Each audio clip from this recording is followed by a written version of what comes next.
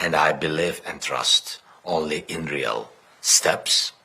And I trust President Trump because he is the President of the United States, because your people voted for him. So some big bombshells in the interview on Meet the Press with Ukraine's President Zelensky. We also have some updates on the plane crash from Toronto yesterday, and some other updates on the war in Ukraine, and a little preview of the Musk and Trump interview.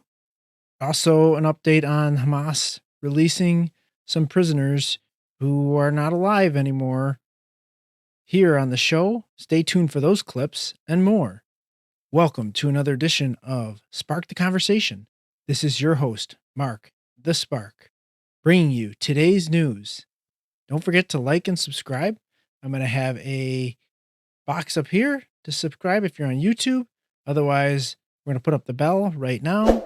And I appreciate anybody liking, following, sharing with your friends, leaving a comment, or just watching. It's all appreciated. Now with today's show. So in our opening clip, you saw a little preview of the interview on Meet the Press on NBC with Vladimir Zelensky, the president of Ukraine, and NBC's Kristen Welker. And there's a couple things we're going to go through on this one. It's a long interview, but we're just going to show a couple of different spots, clips that I thought were interesting. The one, you got a little preview in the beginning where he talks about trusting Trump. Now, whether that's a real, genuine trust, I kind of doubt, because there's a lot of other interviews out there where you could see that he's not really saying, he says he doesn't trust Putin or Trump. He doesn't really trust anybody, and he's also admits that he's reliant on the United States for weapons, or else there's no way that they could survive through this war, which is obvious. There's also points where he talks about Europe and his reliance on them too, but I really don't think that they've played a fair part in all this, especially considering that they have a much greater interest in this whole battle, really, because Russia is knocking on their door way more than they are ours. But again, the whole European Union and all of Europe together are reliant on the United States for protection, as they have been for many years. So Trump has made the good point about them having to pull their weight, and he's starting to apply the pressure, and they are kicking back like little children lately. But there's another point in the clip that I want to cover as well. But let's just get to, let's go to the beginning where he starts talking about having a place at the table and not accepting a treaty that doesn't include his input. Let me ask you about something that President Trump said this week. He did not say yes when he was asked if he sees Ukraine as an equal member in the peace process. He did say later that Ukraine would have a seat at the table. Have you been given any assurances that Ukraine will have an equal seat at the negotiating table? So I will never accept any decisions between the United States and Russia about Ukraine. Never. And our people, never. And our adults and children and everybody. It can't be so. This is the war in Ukraine against us, and it's our human losses. And we are thankful for all the support, unity between USA, in USA, around Ukraine support, bipartisan unity, bipartisan support. We're thankful for all of this, but there is no any leader in the world who can really make a deal with Putin without us, about us. Of course, the United States can have a lot of decisions, economical, partnership, and etc. We are not happy with it, but they can have with Russians, but not about this war without us. And that's why, and I think that what we need very closely to work and quicker. I think we'll lose time now, quicker to work on the plan, common plan. So we're ready because the United States is our, the biggest strategic partner. We are ready not only to share our plan, we're ready for common plan with the President Trump.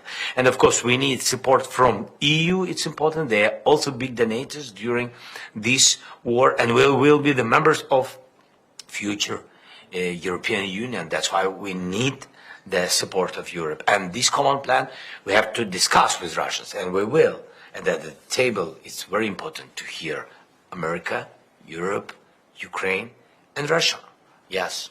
So there you can see that Zelensky said he's not going to accept any kind of peace deal that he's not involved in the decision making of. Of course, I think that's only just common sense for him to say that. And, you know, he will have a seat at the table. I think that is clear. But first, I think the Trump administration, via Marco Rubio or other surrogates, will be talking with Russia first because Russia is the other powerful nation in this battle. I mean, let's be honest. The only reason Ukraine is still in this battle is because the United States is funding and supplying them. So essentially, it's a proxy war between the U.S. and Russia. Nobody's denying that because it would be crazy to deny. So the United States is making a peace deal with Russia. It's kind of like if you buy a house from somebody, you know, on a relocation, sometimes people have an agent completely take care, like a relocation agency takes care of selling their house. So those two deal parties, the buyer and the relocation agency, does the dealing. This is just like that. So now Donald Trump, the United States is going to have negotiation with Russia so that we can find out what their terms are. In the same right, the United States is having conversations with Ukraine, which, you know, Zelensky has already referred to phone calls that he's had with Trump pertaining to a peace deal. So Trump needs to have individual meetings, or his administration, with each of these countries so he knows where the line is for each of them. And then we're going to find some happy medium where they both are not happy, but it's a negotiation, right? Nobody gets what they want for everything, but they both get some of what they want and they find a happy medium and nobody else gets killed and they stop destroying each other's countries, at least for a while.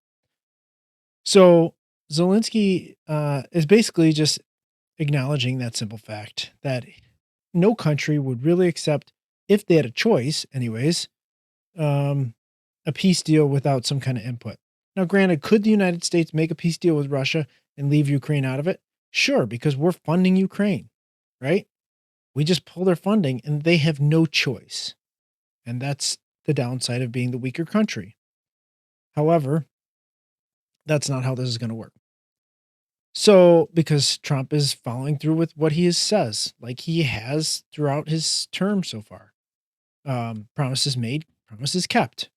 So he will include Zelensky in this. I'm fairly confident, very confident. And he will negotiate terms that both countries find acceptable to end this war that has been gone on for way too long, should have never started. And I mean, everybody's going to say, oh, he's handing it over to Russia. If Ukraine loses any territory at all, it's a loss for Ukraine. And I disagree, because a loss for Ukraine, I mean, what was Russia going for? Russia was going for Kyiv, but ultimately Russia wanted all of Ukraine. That's not happening. So that is not a win for Russia. Now, Ukraine is going to be lucky just to hold its major cities and to have quite a large sum of its land, maybe almost all of it, but it's not going to get back Crimea. That's not going to happen. So they need to accept the reality, and they're going to have to accept some of the United States terms, but they will have a seat at the table. And the next bit is when Zelensky talks about trust that he has in America and in President Trump. Do you feel like you have President Trump's full support?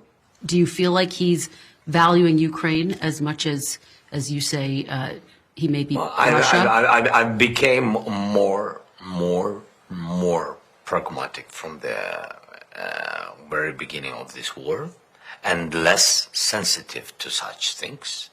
And I believe and trust only in real steps. And I trust President Trump because he is the president of the United States, because your people voted for him, and I respect their choice, and I will work with the President Trump with trust, which I have to the United States, but of course I want to have real meeting, productive, without just words, with the concrete steps, and to hear us, to hear President Trump, to make common plan, and to share it with allies, then with Russians, and stop this war. I think we need it urgently. So President Zelensky talking about the fact that he trusts President Trump, like I said, and he is trusting the process, trusting the fact that he will have a seat at the table, because ultimately he really has no choice. He has to trust in the process because it's the only process that will end this war, is the United States' involvement in the negotiations to end it.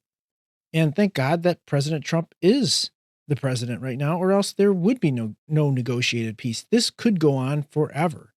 I mean, until funding runs out or the American people get so tired of it that the public pressure would have, it would be Kamala Harris, would have pressed Kamala Harris into eventually ending the war, and then her subpar team that she would have had assembled would have gone in to try to get whatever scraps they could pick up. But she has terrible team. She has no negotiating skills, so it would have just ended up a dumpster fire.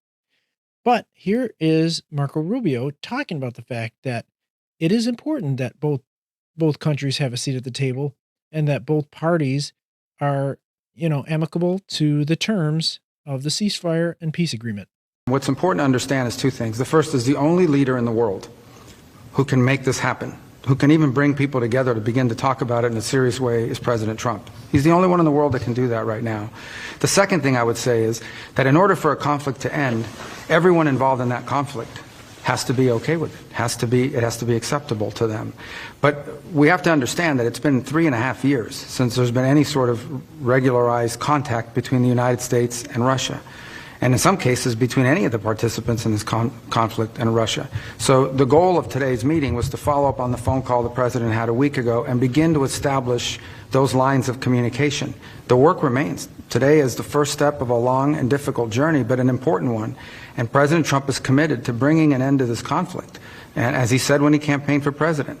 And he wants it to end in a way that's fair. He wants it to end in a way that's sustainable and enduring, not that leads to another conflict in 2 to 3 years. That's not going to be easy to achieve, but he's the only one in the world that can begin that process. Donald Trump is the only leader in the world that could initiate that process, and today was the first step in that process. I appoint our teams, respectively, that have worked very quickly to reestablish the functionality of our respective missions in Washington and in Moscow. For us to be able to continue to move down this road, we need to have diplomatic facilities that are operating and functioning normally. That we're going to appoint a high-level team from our end to help negotiate and work through the end of the conflict in Ukraine in a way that's enduring and acceptable to all the parties engaged. The third point is to begin to work at a high level as well, to begin to discuss and think about and examine both the geopolitical and economic cooperation that could result from an end to the conflict in Ukraine. So there's Marco Rubio, who's working towards making an end, creating an end to this war, a peaceful solution that both parties can sign on to. Now here's Carolyn Levitt talking about how the negotiations are going and the positive nature of this process. This is a truly monumental step towards peace in the Russia-Ukraine war. At the direction of President Trump, Secretary Rubio, a special envoy Steve Witkoff, and our national security advisor Mike Waltz spoke to the Russians today and made significant steps towards peace. This is the first step of many. And I'd like to point out that our administration, including President Trump himself, has been in direct correspondence with the Ukrainians as well, including President Zelensky. President Trump also talked to our European allies yesterday. He had a phone call with France's President Emmanuel Macron.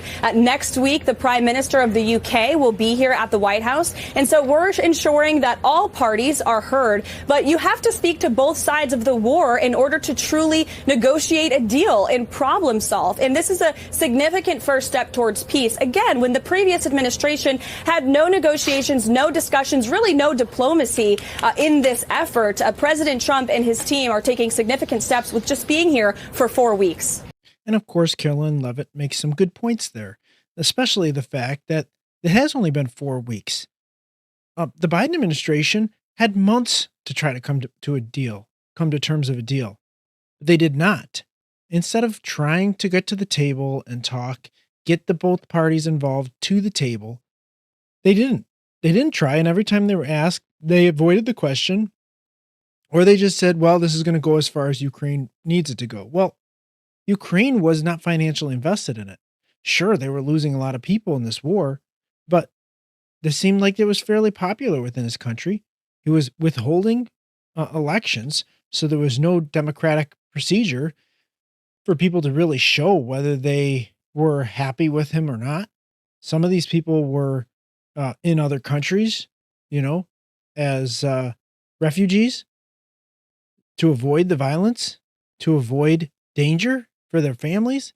A lot of these people were displaced, and they had no way of expressing their displeasure with the status of the war.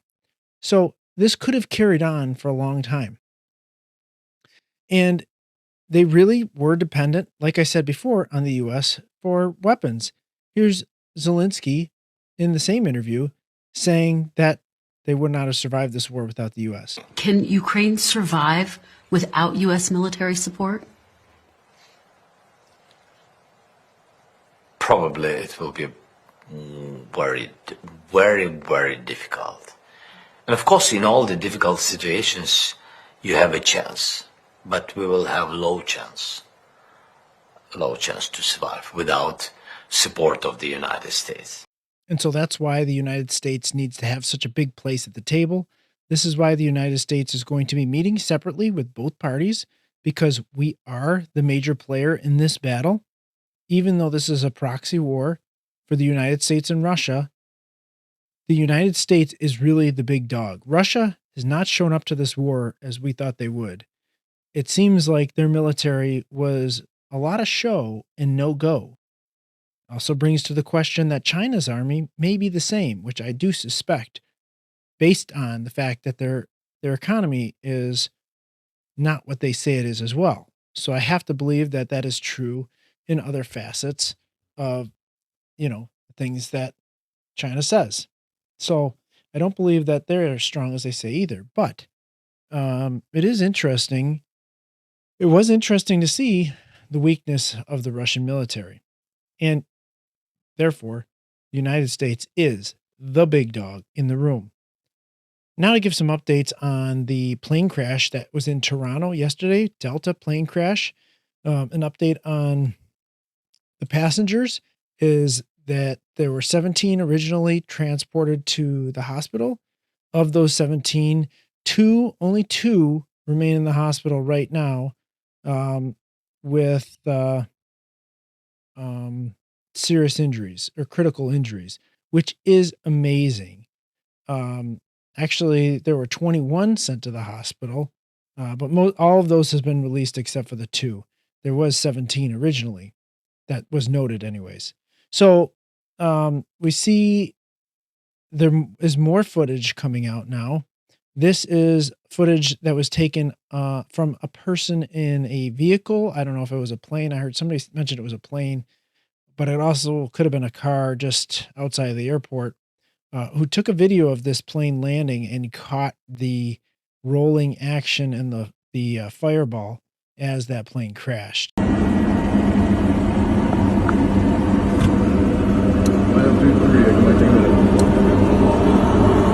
Oh! Oh! Oh, no, no, no, no, no.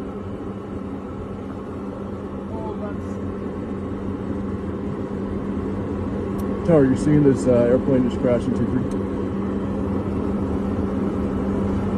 Oh my god. Oh my god.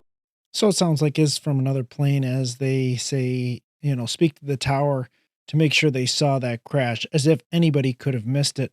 Here's another angle. This may have been from a camera on the tower or somewhere in the airport from a little bit further out that shows the plane coming in and the big crash as well. So you can see the plane coming in and hitting the runway pretty hard. And then you just see a big puff of black smoke as it leaves the screen. A little bit of slower motion, plane coming in, very steep angle. A lot of people said he was, really far down the runway as he came in as well. So not even the right spot to land in. And here's another angle. This is from a person inside the plane. The beginning of the camera, the recording, as actually seems upside down because it is.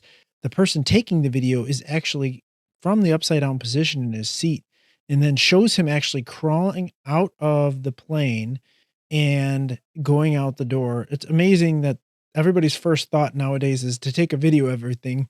Makes it interesting for us to look at after the fact, of course, because we all, as curious beings, always want to see what happened and try to put ourselves in the shoes of the people in this plane. But it shows an amazing perspective of him getting out of the plane and just being in complete shock. Everything, drop it. Come on. Don't take no video.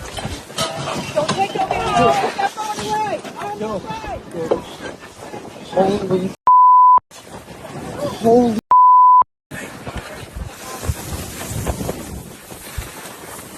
Holy.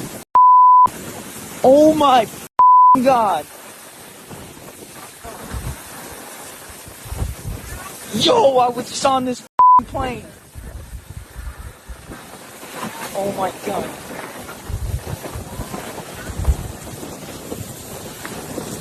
Yo, I was just on this plane. Holy. Yeah, I had to remove some of the language out of there, but understandably, these people were in quite a bit of shock and had probably very little control over what language they use. So they just default to whatever, their usage commonly used language is. There was actually a pretty good analysis on Good Morning America this morning with Michael Strahan that went through some of this crash and what could have been some of the causes, or at least the factors that led to this crash. To our aviation contributor, Colonel Steve Ganyard. And Colonel Ganyard, thank you for joining us this morning. What can you tell us what might have happened on this flight? Yeah, Michael, there was a very interesting video that's come out overnight that shows much more clearly the airplane just prior to touchdown. So it looks like a very stabilized approach. It looked good. As Gio said, the weather was not great. It was gusty. There was a bit of a crosswind, and there was some snow. But what we see as the airplane touches down, it touches down very hard on the right main landing gear. And the right main landing gear gives way at that point. The airplane begins to skid, and the nose coming right, and then it begins to tumble. When it tumbles, it takes off the right wing and most of the left wing. Now, this was actually good because most of the fuel in that airplane is held in the wings. So that fireball that we see right after the airplane began to tumble, most of that was away from the airplane. If you look at the charred wreckage there, you can see there's just some soot on the side of the airplane. So it's good that most of the fireball was actually detached from the airplane. The other thing to look at here, Michael, is look at the hull. Look at that cabin. It's intact. That saved lives. If that cabin had broken apart, if the hull had broken apart, this probably would have had a much different outcome. Yeah, and as scary as that all looked, I mean, there's some good in that, which you've explained with how it actually all happened. So, we know all that video is going to be analyzed, but what are the next steps in this investigation? Yeah, this one will be pretty quick because obviously we have good video. Everyone survived. We'll be able to interview the pilots. All of the cockpit voice recorders and the data recorders will be there. So I think that this one will be figured out pretty quickly, and we should have a good answer about why this happened so that hopefully we can prevent it from ever happening again. And if you look at publicly, it seems like there have been a lot of scary plane incidents lately. How concerned should travelers be right now? Yeah, everybody's concerned. I got family members saying, hey, is it safe to fly? It's still 100% safe to fly. This is a statistical anomaly, and it is very safe. Yeah, that's some good news because I've been getting the same messages you have. Yeah. So thank you for that, Colonel Ganyard. We appreciate you. So some pretty good analysis done there. Actually seemed very common sense, level-headed from a knowledgeable standpoint. He's talking about the fact that the wings came off carrying the fuel, and if that had not happened, the explosion would have stayed at the same place as the fuselage and could have caused a lot of at least serious injuries, burns, if not deaths. I mean, the whole thing could have gone up in flames if the fuel had stayed connected to the plane. So a lot of things there, absolute miracle that everybody on this plane is alive. I mean, it's incredible. It's an incredible feat of modern day engineering, but it would be interesting to see how this comes to play in the future. I would, everybody's quick to point at the pilot. I'm going to be the oddball here and say there's a lot of things that can happen. When you go through turbulence, you can often hit pockets of air that you drop significantly very quickly. And although I imagine those are less common to find close to the ground, it's not impossible that there could have been a sudden drop in the airplane, causing this crash to land, causing the plane to land hard on that one side landing gear, it collapsing, which precipitated the whole rest of the incident. So I'm going to be the oddball and just say, at least wait for further investigation. We're going to see in days and weeks to come what actually happened. There's going to be a lot of data between, reports from witnesses, people on the plane. They're going to be able to talk to the pilots that were on the plane. Data recorders should be fully intact. So it'll be very interesting to see how much data they get. And they're saying it'll be a shorter investigation because of the fact there were no fatalities and that they'll have so much information. And as we continue to watch the European Union, especially, but in the UK, we're going to talk about today, show an example of the fact that their freedom of speech seems to be pretty much gone in the UK. Here's an example of an officer trying to enforce freedom of speech restrictions. Religion you're allowed to do anywhere. No, miss, you're not allowed to sing church songs outside of church grounds, by the way. You're not allowed to sing church songs outside of church songs or church you're not allowed ground. That's fine. You're not allowed. She just said you're not allowed to sing church songs outside of church. Our church outside of church grounds, unless you have that's a load of authorized by the church to do this kind of song. Not saying anything anymore. Are you saying that you don't care about the Human Rights Act? You're lost? Actually, quite a humorous ending to that one, because I guess when you've got no weapons and no ability to enforce law in the UK, what do? You stick out your tongue. I mean, just humorous in a sad situation. Not allowed to sing church songs outside of church without the church's permission or something like that, or church ground. These people have left the reservation. J.D. Vance was 100% justified in saying and pointing out and calling out these European countries who are restricting the freedoms of their citizens. It's absolutely sad to see. Now, again, the left didn't get the message and they always have to go be cringe, right? Maybe we should restrict the freedom to sing these songs. Gonna keep on moving forward. Keep on moving forward. Keep on moving forward. Never turning back. Never turning back. Trump is not a king. Trump is not a king. Trump is not a king. Never turning back. Never turning back. Stop the fascists now. Make it stop. Make it stop. Okay. Woo, that goes on, but I couldn't take it anymore. I imagine you couldn't either. Somebody needs to tell these people to stop. But as we have all these protesters, Trump's support continues to be high. Here's an example on Dana Bash's show showing former Biden supporters who voted for Trump, and every single one of them is still in favor of the things Trump is doing and still happy that they voted for Trump. No regrets here, because all we've had is promises made, promises kept. Talked to some Arizona voters who switched from voting for Joe Biden in 2020 to Trump in 2024, and so far, they mostly like what they see. I just think he's trying to get America back on track as quickly as possible, given the state that it was left in from the previous administration. It feels more merit and transparency that I'm getting from the administration so far. I approve of a lot of the stuff that he's doing with the border and everything. He's put other countries on notice that were to be taken seriously for the most part, I feel like he's on the right track by keeping transgenders out of women's sports. That's number one. All 11 Biden-Trump voters say they approve of Donald Trump's first weeks in office. Oof, that's got to hurt. CNN has got to be hurting having to say those things out loud. That smile and Dana Bash at the end says it all. It was a fake smile of pain, almost a grimace, I might say. But she's saying it all, showing it all on her face.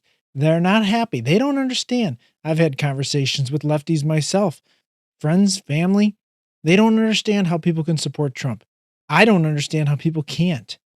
The TDS is so strong, and it's just unbelievable.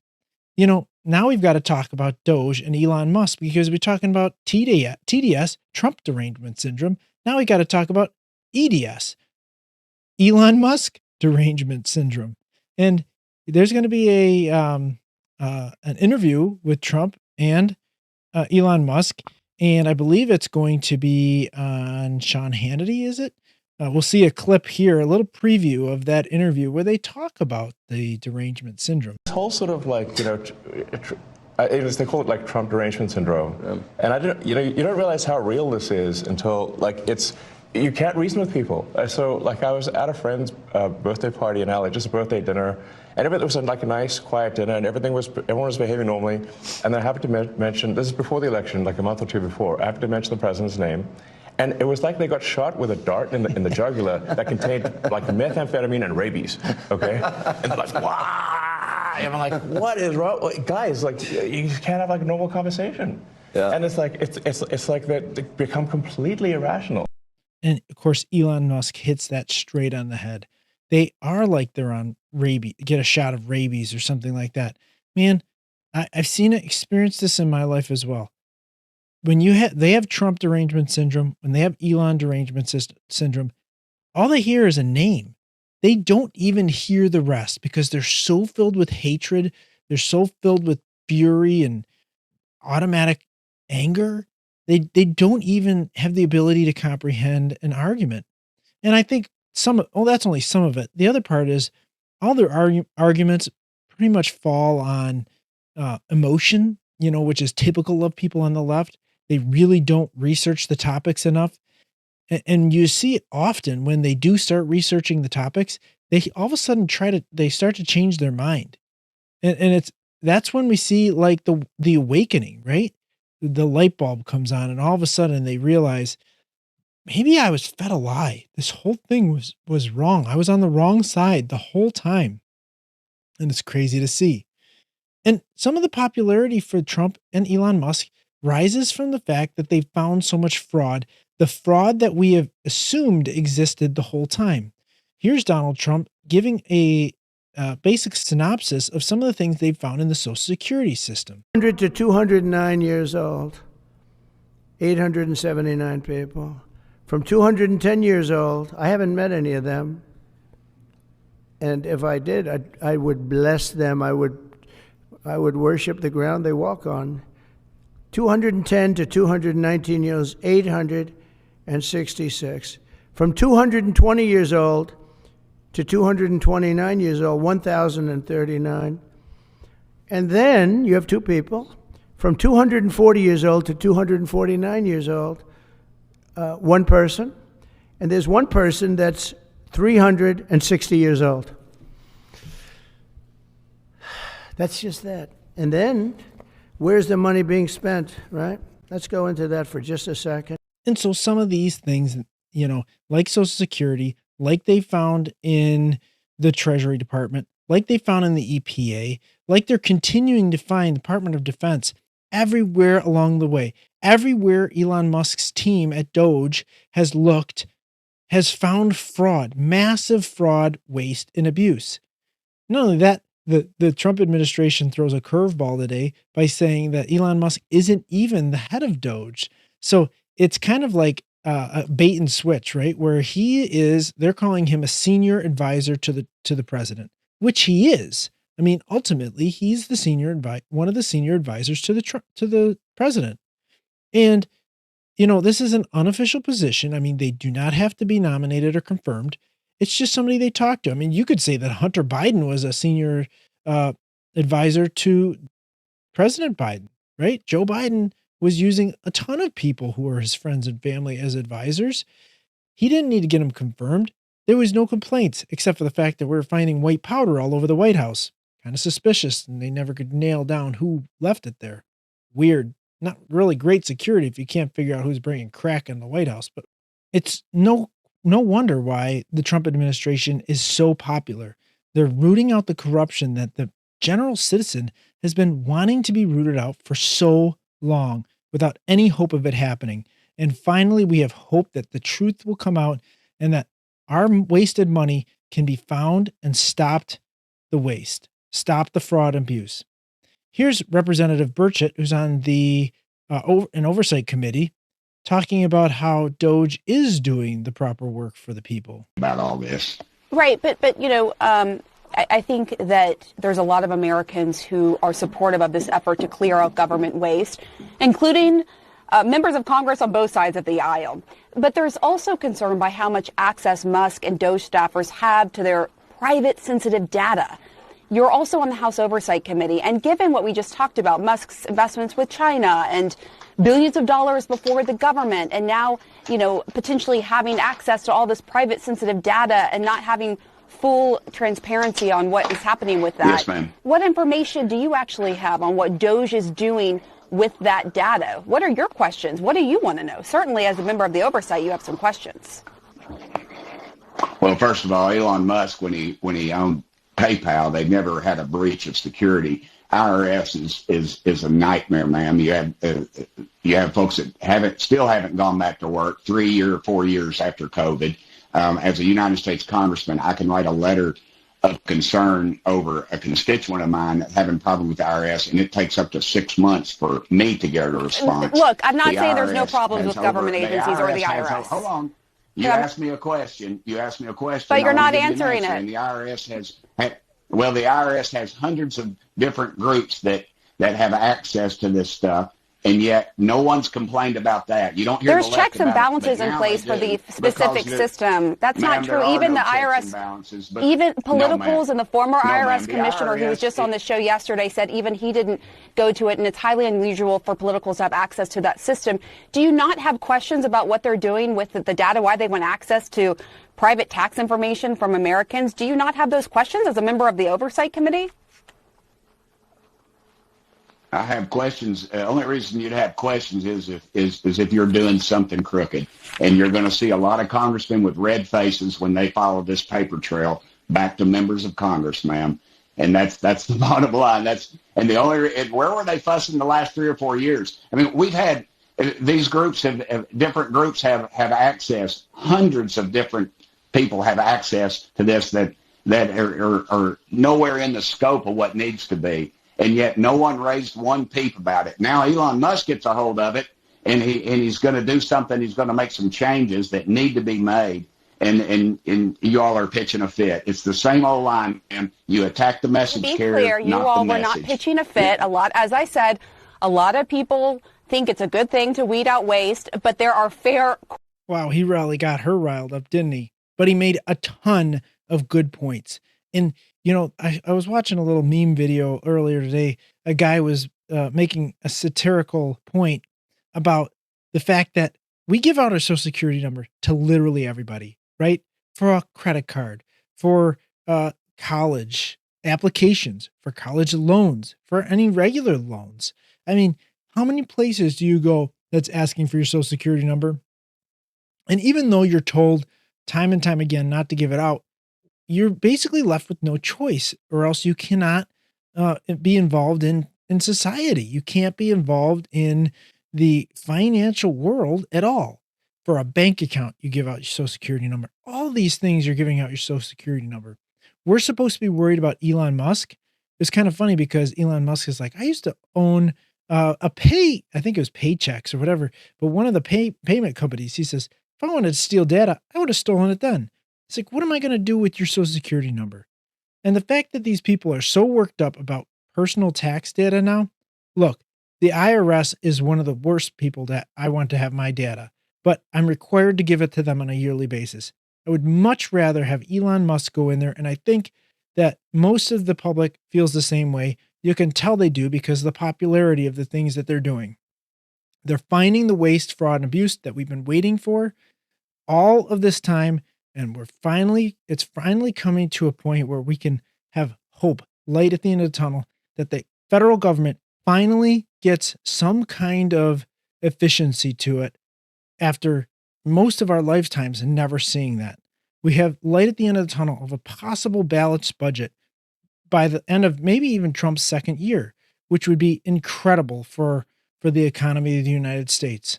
So I'm hoping to continue seeing this go forward. We're going to continue to see the receipts brought of the efficiency that Doge is bringing to the government, the fraud, waste, and abuse that they're cutting out of it. And it's going to be a wild and fun ride. Well, I thank you for joining me today. And once again, if you made it this far, please don't forget to like, subscribe, share with a friend, leave a comment, show up tomorrow for another show. And I appreciate you coming and watching or listening to this show for all your news clips. I want to wish you the rest of the night to be good and peaceful. And I want to remind you to go out and do something important, like volunteering for an important organization. And don't forget to always spark the conversation.